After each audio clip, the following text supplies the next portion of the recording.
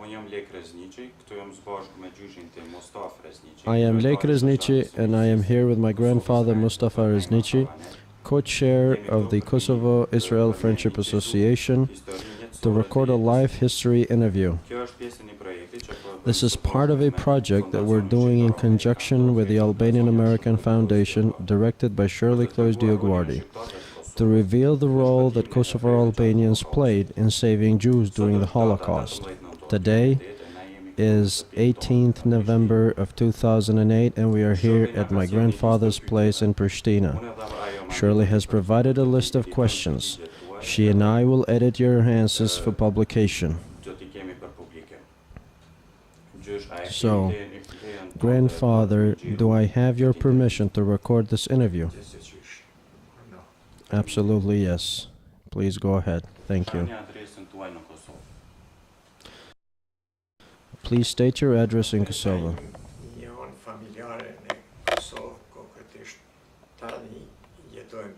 My current address is in Pristina, Zagreb Street number 1. Where and when were you born? Please give us full details of your date of birth. I was born May 7th, 1924 in Jakova. Where were your parents born? Please tell us what you know of their lives before you were born. My parents, Aslan and Fatime, were also born in Jakova. They also lived there. My father worked there for a long time. Any other details? Their life at the beginning was not very favorable. But my father was always a hardworking man and always strived for a better life. So, after finishing high school, he started to work in a store of a person named Idris Kosari. So his first job was working at this Idris Kosari store. And Idris Kosari was at that time one of the most successful business people and wise people in the area.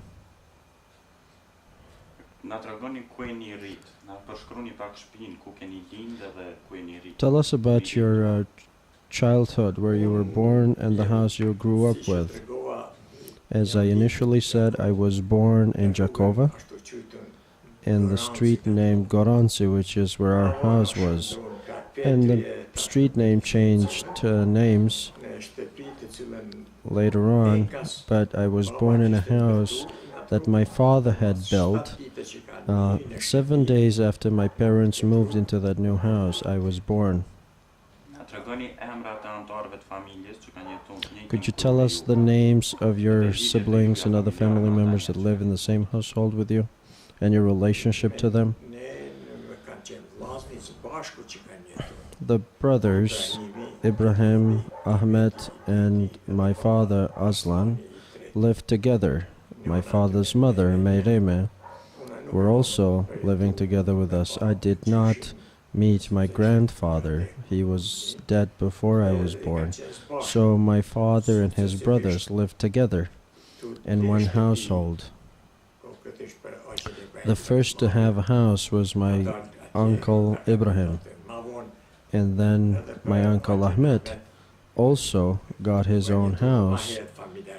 And then finally my father built his own house at the same place where my uncles lived for our own family.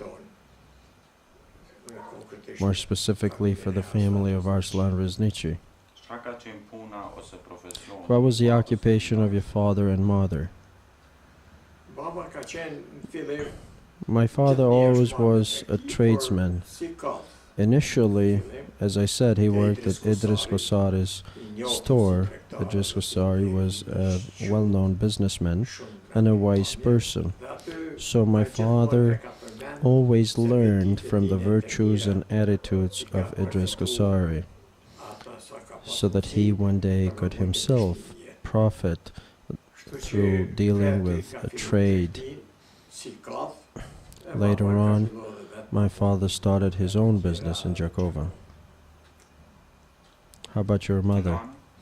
My mother was a housewife, always. She did not have any educational qualifications of higher standing, but she was a wise person, and she was always taking care of us, the children of the family, and taking care of the house needs. She came from a family that was very well known for among Albanians in the area. What was the economic standing of your family at that time? Our family had a very low economic standard, living standard, but because this person that hired my father to work that was very rich also helped my father to start his own business in Stime, so my father could manage that own store in Stime. So my father left Jakova to work in Stime, and later on also hired his own brother, Ibrahim, to work in that store. The store was a grocery store that would bring in kinds of foods from around Kosovo and elsewhere and sell to the local people. After some years working in Stime, my father, that had graduated from high school and was a hardworking person, was noticed by a businessman called Nikola Djordjevic of Lipjan that offered my father to be partner in his business. After my father thought thoroughly the offer, he finally convinced the other members of the family to take on the offer and become partner of Nikola Djordjevic of Lipjan in 1918. What kinds of languages were spoken in your home? Albanian. The Albanian language was always spoken in our home, except for my father that spoke also Serbo-Croatian and Turkish. The rest of our family have always spoken Albanian only. Please, could you describe your sisters, since you don't have any brothers? Well, indeed, I had a brother, Aziz, who died as a child, and I have two sisters, the one that was born before me and the one that was born after me. My older sister, Sania, together with me, were educated in Jakova. We finished our elementary school there, and then we went also to secondary school, where Sania, my sister, was one of the best students, and I learned a lot from her, so that I became a very good student in secondary school. My youngest sister also finished elementary school and secondary school in Jakova, and she was also great in all kinds of artifacts. Are they married? Yes, both my sisters are married and have children. Sonia's husband unfortunately passed away, and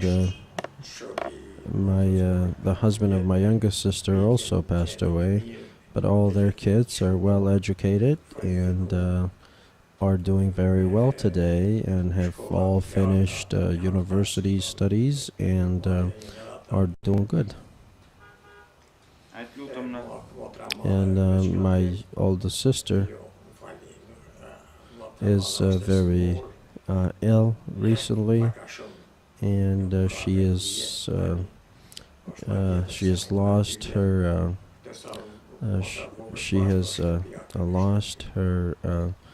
mind, and she is very ill, and we hope she will recover.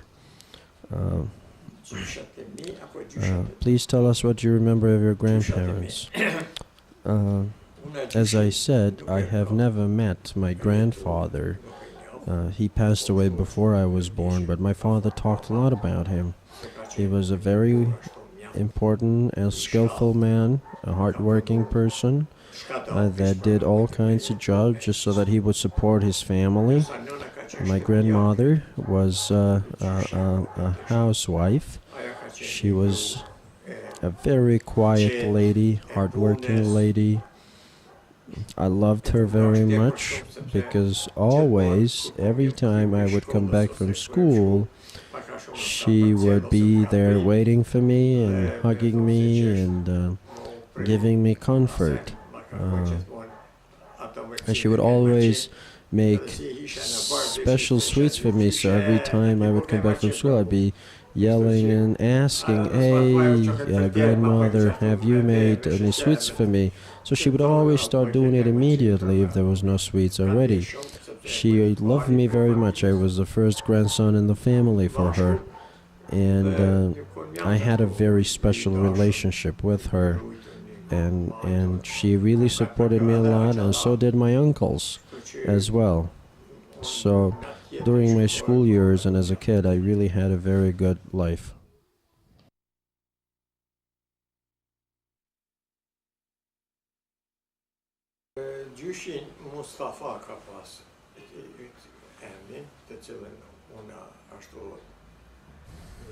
My grandfather was named Mustafa, and I was named after him. To be honest, I never met my grandfather. I don't know him. I did know my grandmother. She loved me very much. Very often, every time I came back from school, because I loved kaymaçın, a local sweet, very much. Every time I would enter in the house, I'd start asking about kaymaçın, this local sweet. And so she would always start making it right away for me. She loved me very much. I was the first grandson in the family among three her sons. As you know, my uncle Ibrahim had son before I was born, but he had died. So everyone was looking after me as the first grandson, and everybody loved me very much. So they would always take me with them, my grandmother and my uncles. So I really had their support and love. What kinds of influence did your parents and grandparents have on your life? Of course, they had a positive influence on me. Thanks to them, I have had a very decent and nice life. I am happy with the education I have obtained, with the work I have done so far in my life, which is all part of their contribution towards educating and supporting me.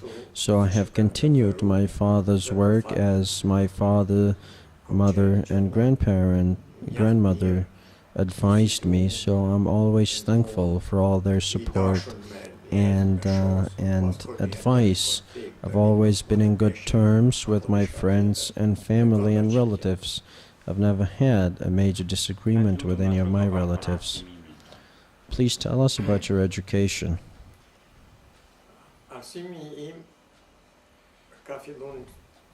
My education started, of course, with elementary school. I started the Rejet Diu Elementary School in Jakova.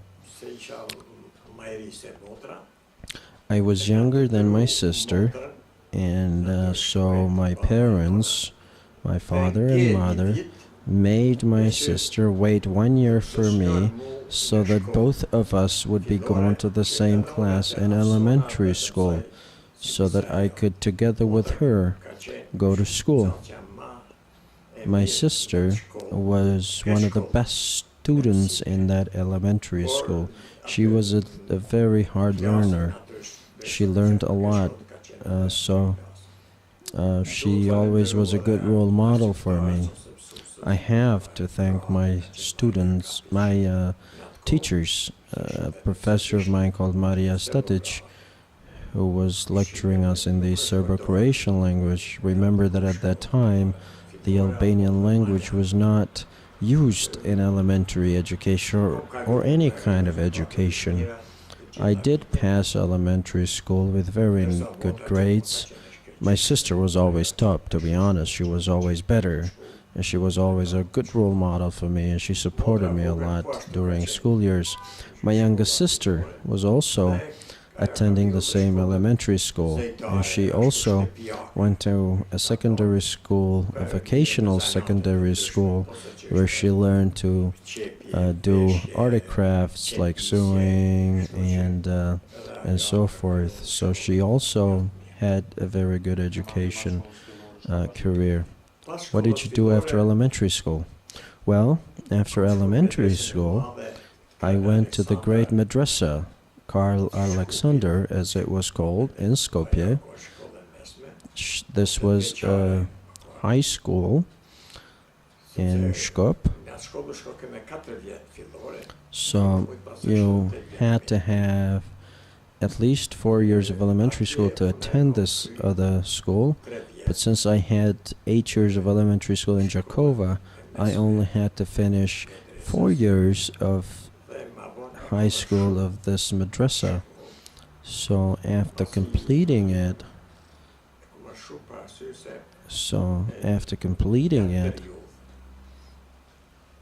in that time, my father was put in jail. So when my father was released, I left the school and went back again to complete it. So then later on, I also attended another professional high school in Pristina and had to go for my diploma exam in Prokuplje, because only there I could get a professional high school diploma.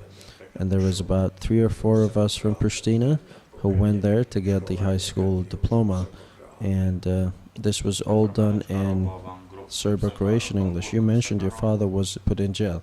Could you tell us why was your father put in jail? My father was put in jail because his store was burned down. As I said before, he worked in Lipjan. In 1918, he separated from his partner Nikola Djordjevic and started his own business in Jakova so that he could also give jobs to his brothers, Ibrahim, the older brother, and Ahmed, the younger brother. So he really had a successful business going in Jakova and was very well known in the region. So among all traders and business people in Jakova, he won to be the representative of Monopol, a brand name of a big business in the area at that time. So right after he got the license to run Monopol in Jakova, the Monopol building went up in flames. It was burned down. It is interesting how this fire started at the store, and we all know that the keys to the store, that one of the employees of my father and the financial services of the municipality were the only people that had the keys to the store. So it is very mysterious how could someone that didn't have the keys could get into the building to put the building in fire. Remember, the doors were all metal doors, and the walls were stone walls. So, you know, it could have been, and we think it was the case, that only the municipal service people of the financial services went in there. They had the keys. They opened the doors and they put the fire in the building. So I think they did it because they wanted to destroy the successful business of my father.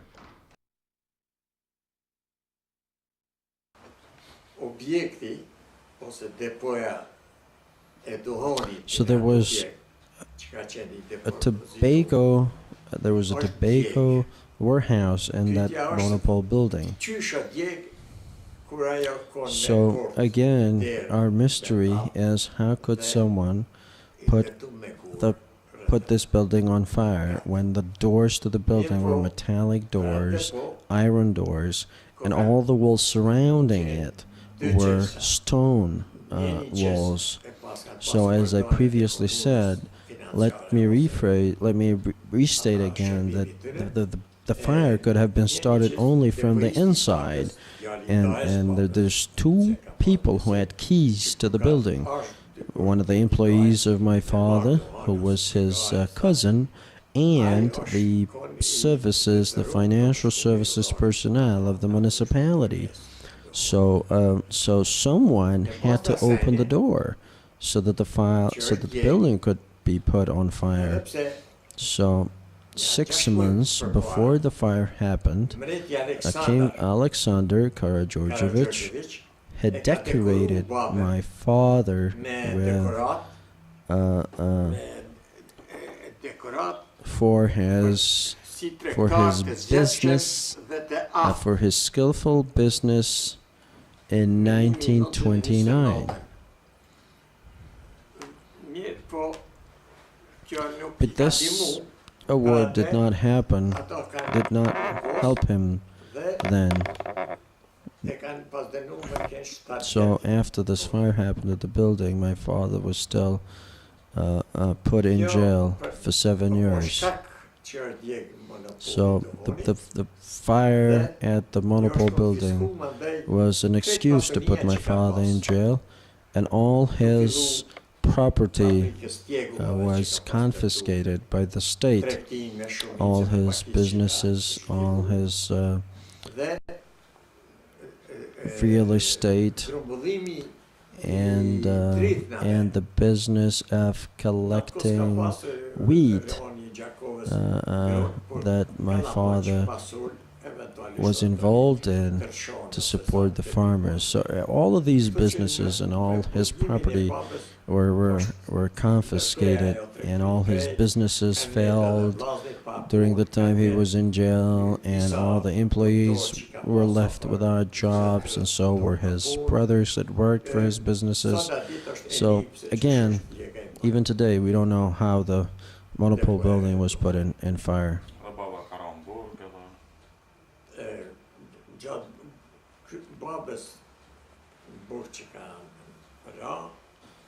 So my father was put in jail for 7 years, and after he was in jail for 3.5 years, he was transferred from the prison in Jakova to a prison in Shkup. In Shkup, during his time in jail, a general, Vojislav Milojević, who was retired, had the rights to have 5 prisoners from the Shkup prison that he could release, so that they would serve him as servants in his house. He was a disabled person, and so when this general went to the jail, he saw my father's name, he called my father, so that my father would go to his house and serve him along with other 4 people. So he had a lot of land, and these other 4 people would be working in his lands. So my father refused initially. He didn't want to go to serve this general, especially because of the previous business partners that he had in Shkup. He didn't want to be seen by his partners in Shkup as a servant for this general. But his older brother, Ibrahim, convinced my father he should accept the offer of the general and go be his servant. So my father finally accepted the offer. So why did the general pick my father? Well, the general had the right to go in the prison and pick someone he wanted. So in 1918, when the Balkans War was happening, he was a commander of the Serbian army in Macedonia, Kosovo, and a part of Serbia. And as he was leaving through Lipljan, my father had a store in Lipljan at that time. So it was a very hot day that day, and so my father always had cold water in the house. And also at his store in Lipjan, my father had opened a well. So as the general's army is passing by Lipjan, they stop by my father's store to drink water. So everybody was getting water from my father's store. So the general saw his soldiers going to the store. So the general also goes to the store to see what was happening. And so when the general on his horse shows up to the store, calls for the owner of the store, my father shows up, and so he tells my father, "Why are you poisoning my soldiers?" Because the general thinks my father is poisoning the soldiers by giving them water. Well, my father says, "I'm not poisoning anyone, I'm just giving the soldiers water." And so a lot of soldiers said, no, we're having nice cold water, and we're thankful. So the general keeps going with his army, and so this general was wounded during this war, and when he retires, he wants to meet my father, and finally he understood that my father was living in Dechan at that time. So he came to Dechan and asked my father to help the general on some issues, and my father didn't want to deal with him, and even though later on he accepted to at least visit the general at his house. So after the war, this general had seen my father in Dechan, where he had come again to see my father, and he would stay in Dechan for 10-15 days and would always show up to my father's store to talk to him. So his name was Vojislav Milojevic. So after my father left the prison to go to the general, he started again his business right away. So a lot of his properties, as I said, were confiscated, but one of his colleagues, my father's colleagues, Shirley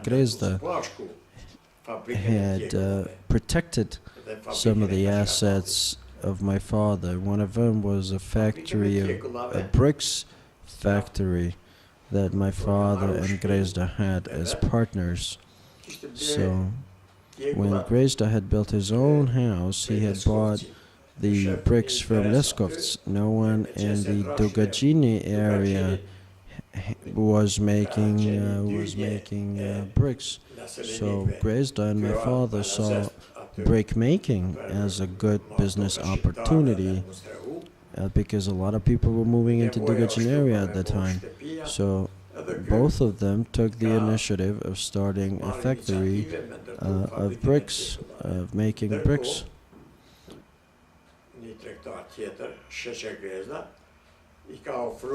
So, as I mentioned, Shirley Grezda and my father started this brick-making factory, but at the same time, Shirley was also starting a cheese factory, even though this was my father's idea. So Shirley had an initiative to do this, and my father joined the initiative because a lot of farmers that had a lot of milk, they didn't know what to do with it, so they would take it to this cheese factory. So my father and Shirley Grezda together would have enough people working in the factory to make the milk and to dairy products. So again, when the monopole building was burned down, the state confiscated my father's property, including the brick-making factory. So before they confiscated my father's property, when this brick-making factory was registered in my father's name, Arslan Mustafa Reznigi, the state didn't want the business to be registered on my father's name alone only, so he had to also include as a partner a Slav person.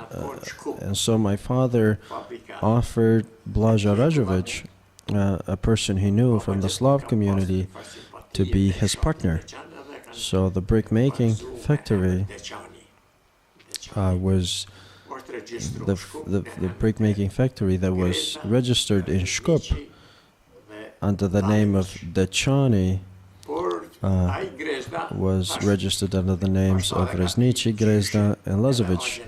So my father's partner, Grezda, that my father trusted a lot, he came to my mother and convinced her and my father's older brother, Ibrahim, to give him all the documentation on the business so that he would claim all business to be in his name. So all the property that was confiscated when my father was put in jail was either confiscated by the state, or the rest of it was given to Grezda as the legitimate owner then of this business. So when my father came out of prison, he again started to do business, not in Drakova and Dečan this time. This time in Drakova, where he had some 30 or 40 employees before he went to jail.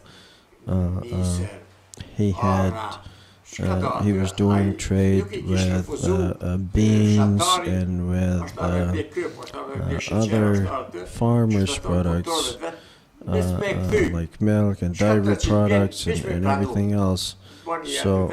So whatever the farmers would bring to his stores, he would buy it from them, and then they would sell it to others who would need it.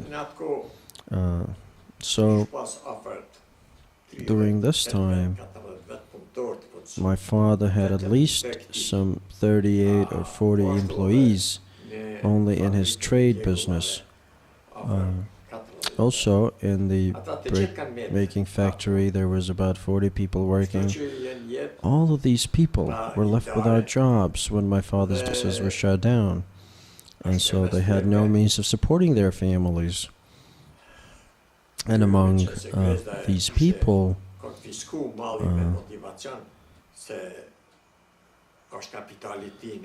was Grezda, that had kind of took away my father's property, claiming it as his own. In 1941, when we were somewhat liberated from the Serbs, one of these employees of my father, that was an accountant, Ragiboshi, knowing that Grezda took a lot of my father's property, claiming it as his own, this accountant that was left without a job had unfortunately died. But in 1941, when the Italians took over, when they invaded Kosovo, this Mr. Ilazi, the brother of the accountant who passed away after he was left without a job, he made sure and he asked the Italians to burn the house of Grezda. So I believe the accountant's brother made a mistake, because when the Grezda's house was burned down, his family was in there, so his family all was burned down. And when my father heard of this tragedy of the Grizda family being burned in his house, even though a few of them survived, my father went directly to Pobrča village. Each year in this village, they slaughter cows, and they slaughter also bears to use their meat and their fat for helping those people who are burned. So my father went to this village to get this bear fat to give to the Grizda family, those families who survived, who had burns, so that they would put it on and help their wounds. The first Albanian medical doctor who graduated in Italy, Isa Grizda, and as you know today, Jehovah's Hospital is called Isa Grizda Hospital. So this person, this doctor, was there. And so when my father shows up to the Grizda family, even though the Grizda family had took away all of a good portion of my father's property, leaving without work a lot of my father's employees, they suffered a lot as a result of their job losses all over the places where my father had businesses. So unfortunately, his family, Grizda's family, suffered a lot. But still, in Dechan, my father came back again to a stage of good business, because he started immediately networking and working together with all of the previous partners. Because since 1931, my father had started to work with Jews from Thessaloniki in Greece and other Jews from Skopje, to whom he sold beans and other farmer products. So, and also he sold them corn and wheat and other kinds of farmers' products that he would gather from farmers in the Dechan area. He'd also, as I said, send a lot of beans in packages of 100 or 200 kilograms. A lot of his beans were also transported to the United States through Thessaloniki and Greece. And the packages that went to the U.S. were 10 kilos. So my father thought, the 10 kilos were easier to transport. So, and he would pack them twice in packages so that they would not break. This is when my father started working with Jews.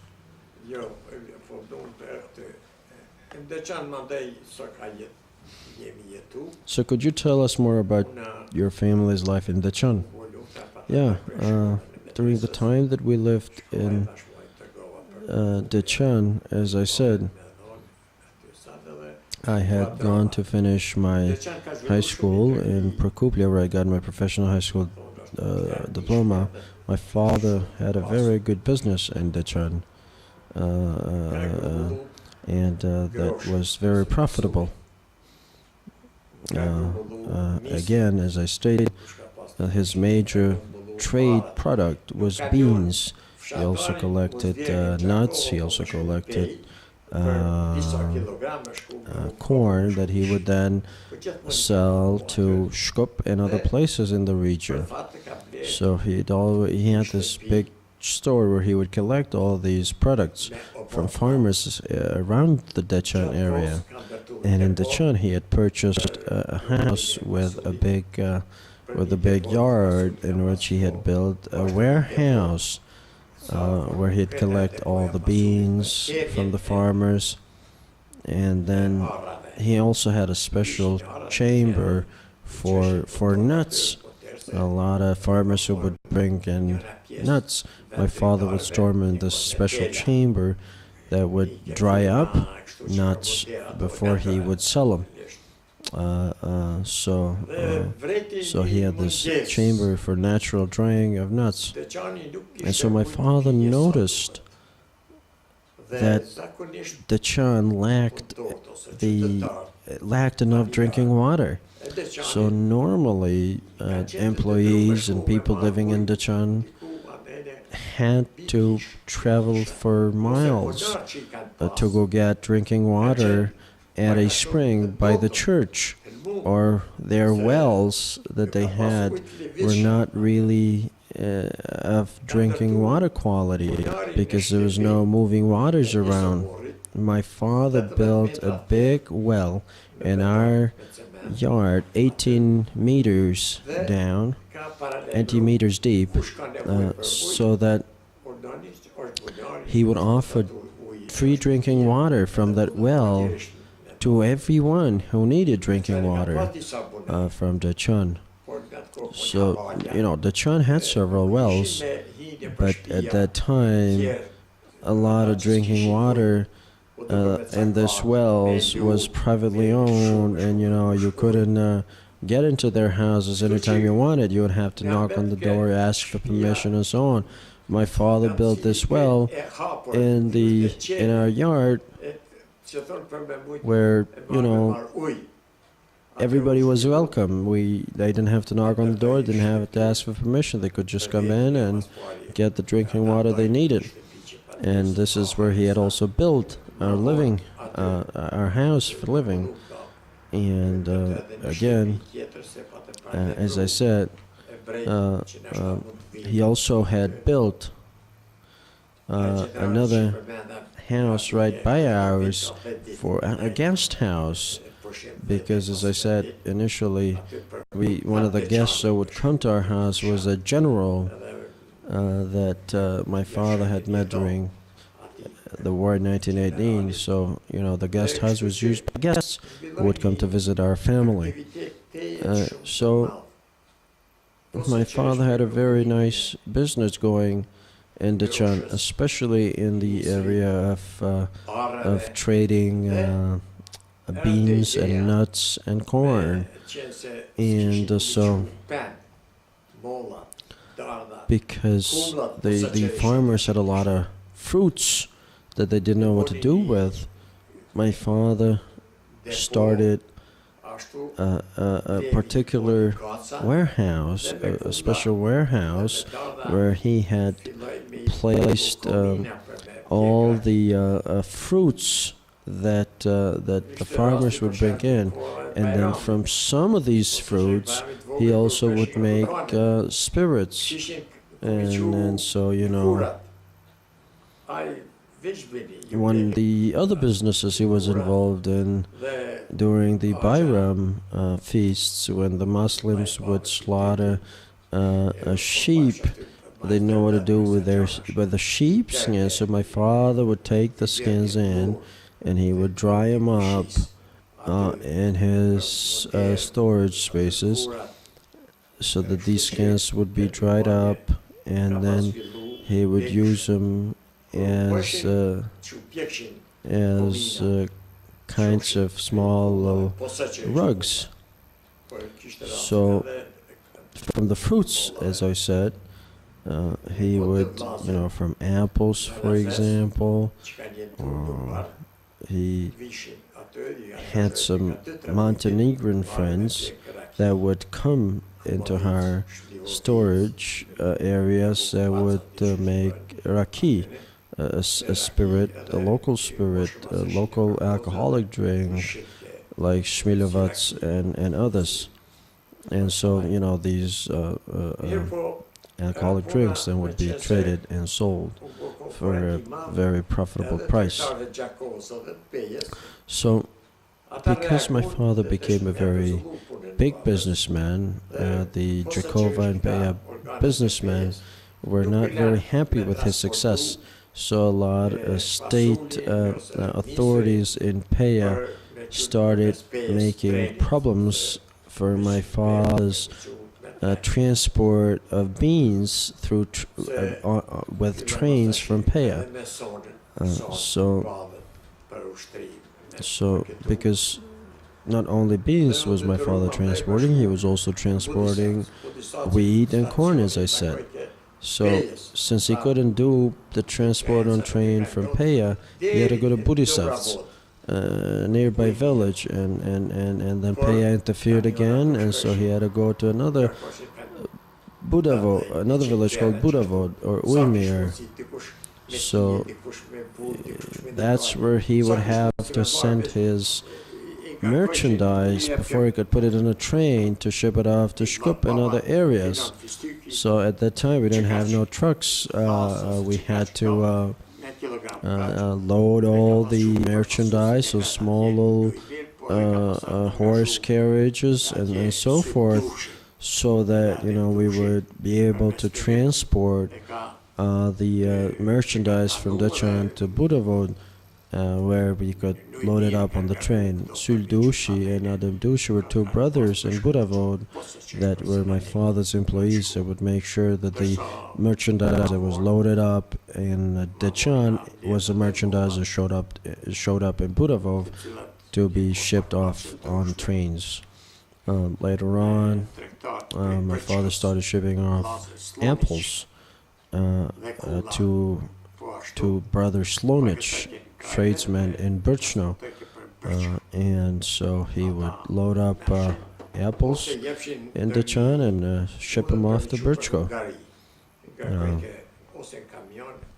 or through Birchko to Hungary.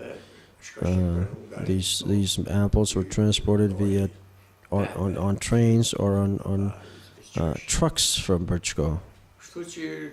So this was another of my father's businesses. So as you can see, my father had a variety of businesses going on in the trade industry. But the key products were beans and corn, where a lot of it my father sent to Thessaloniki in Greece. Ljubomir Vicic was the person in Thessaloniki that my father dealt with there, and one of his partners was a Jew. So my father would go to Thessaloniki very often to see how the business was going. And also, all the exporting that he did through some Jews that were in the trade business that lived in Shkup. These were some of my initial contacts of my father with Jews in his trade business. So in 1941 to 1944, my father was also very well involved with Brother Spahia and their partner, Mr. Remadzurza. So one of the key products I traded with these people, my father traded with these people, was corn. And they very much helped my father later on to transport Jews into Albania.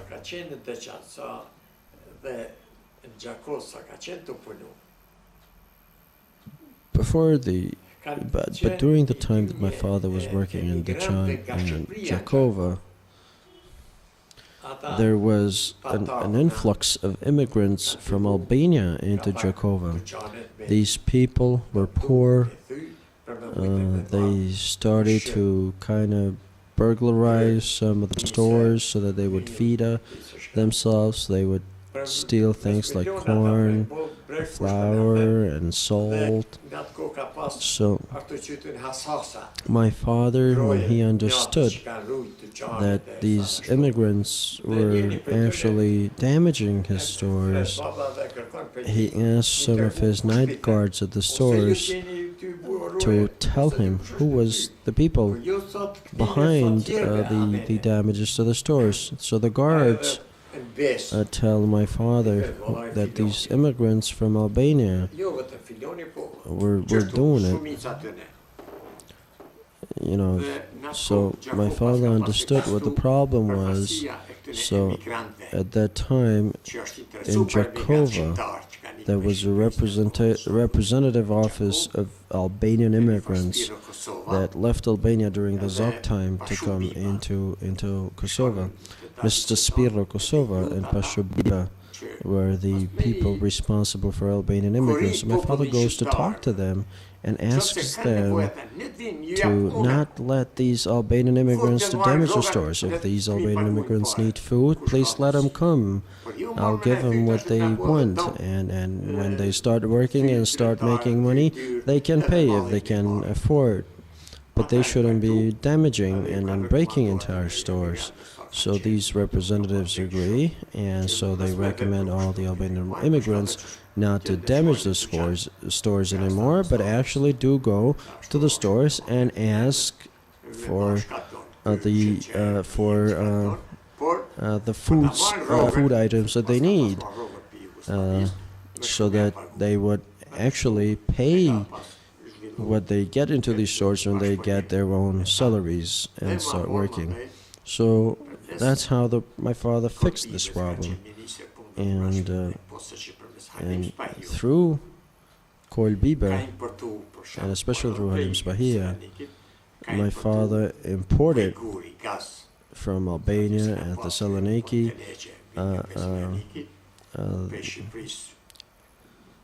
he imported gas, liquid gas that people would use for lighting. So he was not only then exporting products, but he was also importing things, and he had a very great deal of trade going on between Kosovo and Thessaloniki.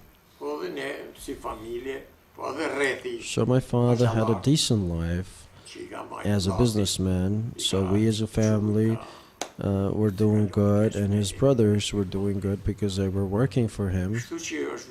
So hard work paid off for my father, out of which we all benefited. And he was one of the only well-established businessmen at that time. He had a good relationship with other businessmen in Jakova and Prizren and Peja, like the brothers Belegu in Peja, and so forth and so on. And so he had over 100 people working for him, starting from Podujeva all the way to Peja, where people worked in his monopole business. And also in other small stores all over the region. So he would always hire local people to help them make their living. So this is how my father managed his businesses, and this is all what I remember. So I'm sorry if I was not very clear moving back and forth, because I moved from one to another thing.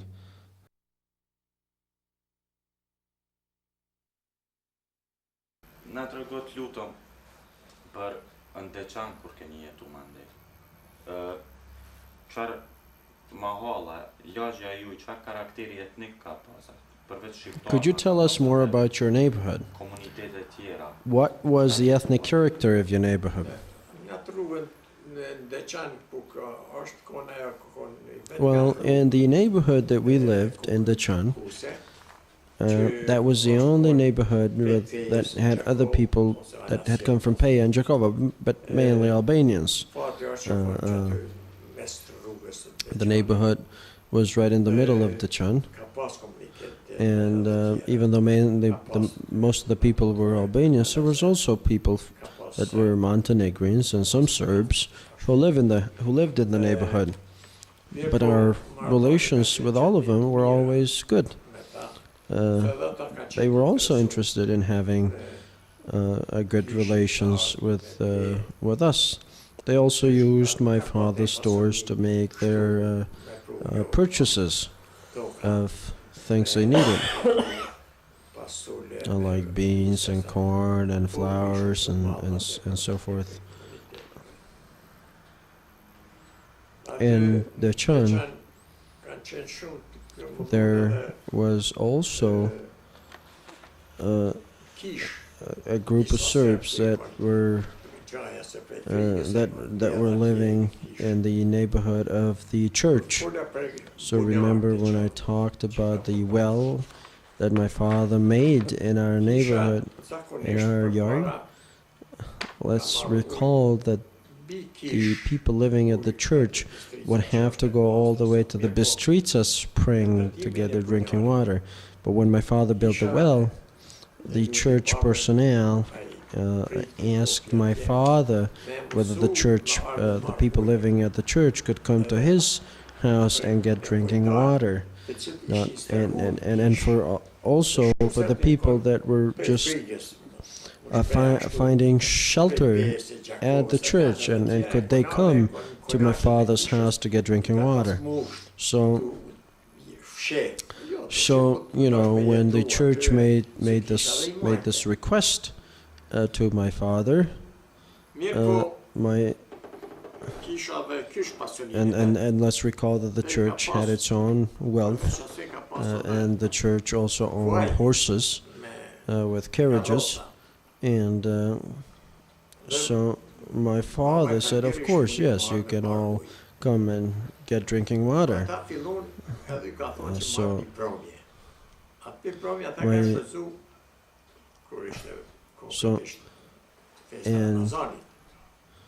But my father told him it'd be great if you could come in the evening. So, when the church personnel would come in to get water, they would come in with carriages and horses with big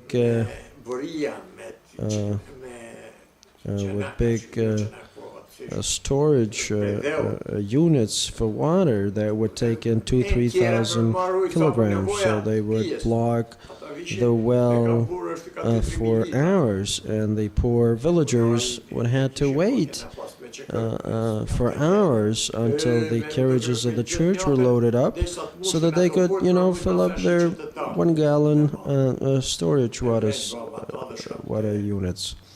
So my father notices this and goes to the church manager and the priest and tells them, could you please come at night to come and fill up your big water storage units? Because during the day and evening we have a lot of villagers with smaller drinking water storage units that come to fill them up. So a lot of people that would come to get water from our house were young people. Finally the priest accepted my father's demand, and the church would always come late at night to get the water from our well. So sometimes we would be up during night helping them out when they needed help to load their big water units.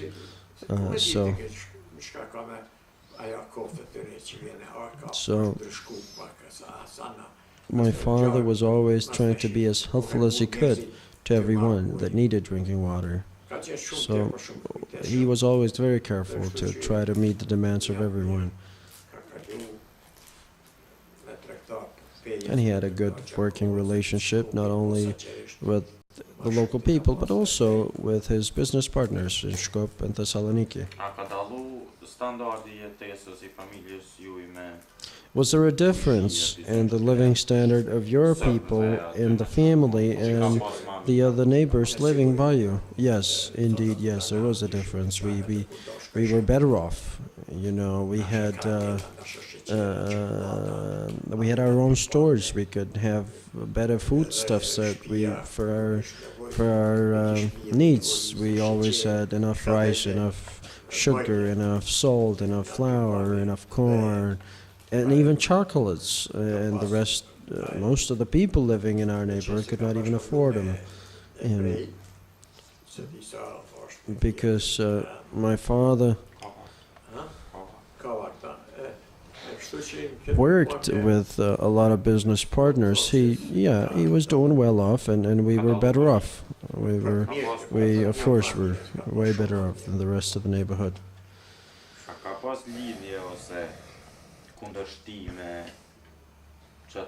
Was there any differences between your family and the non-Albanians living in the neighborhood? No, not really.